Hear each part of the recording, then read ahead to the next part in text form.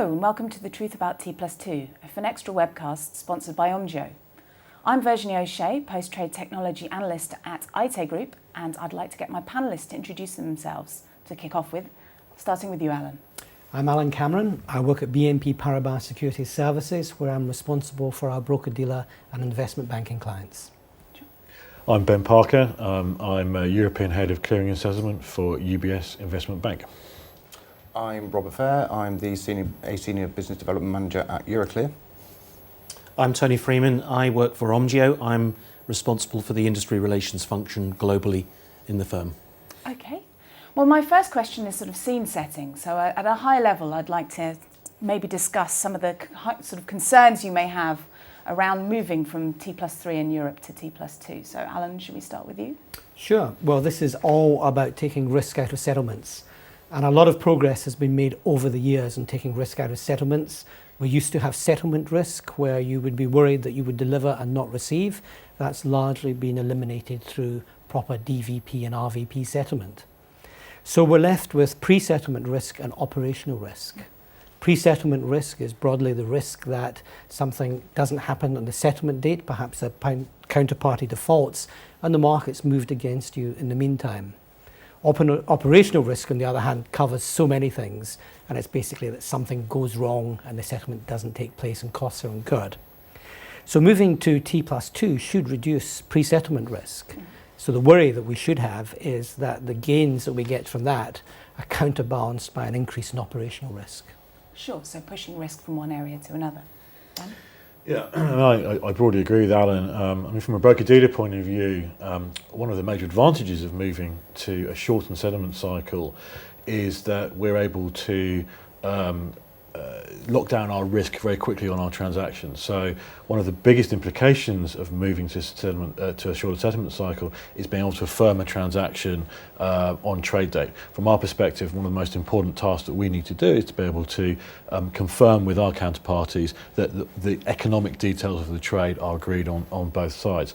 So from that perspective, we see movement to same-day affirmation with our counterparties as being one of the biggest byproducts of a shortened settlement cycle and a very positive move. I guess from a concerns perspective, again, I share Alan's point that obviously if you shorten the period of time, you have to go through the matching process, then that is going to increase your operational risk. If you look at what causes settlement fail, still one of the biggest problems is static data. So do we have the right details for our counterparties to settle the transaction? And having a shorter period of time to get those details correct will, I think, increase the risk that we will not be able to settle the transaction on settlement date. Hopefully, this will act as a catalyst, though, to improve things like static data, to improve the flow of static data and make this whole process much more simple. Sure, so data quality will be Correct. highlighted. Correct. Sure. Yes, I think I would probably agree with both Alan and Ben on the operational risk question. Clearly, from an infrastructure perspective, we're very keen just to make sure that where transactions are bilaterally input, that we get the instructions on time in order to be able to settle them on a timely basis. Clearly, for those transactions that are coming in through feeds from stock exchanges or central counterparties, there's less of a concern because they typically they're all coming on trade date. But yes, for the bilateral instructions, then yes, it's very key to get those on time. And as you say, it may be that the move to T+2 is a catalyst to improving automation in the post-trade area. Sure. Tony, I know that it's an issue close to your heart. So. Yes, indeed. I've been following this subject comprehensively for the past 2 or 3 years. And I think the guys have articulated very clearly there's lots of operational things that need to get done. I don't think they're overly complicated, but what, in terms of concerns, I see is awareness amongst people in the industry who probably need to do the most changing. A lot of manual buy-side segments who are largely unaware.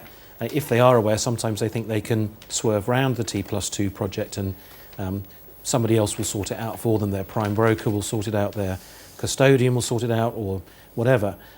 So there's an awareness issue, I think, and that's most acute in the areas which need most improvement.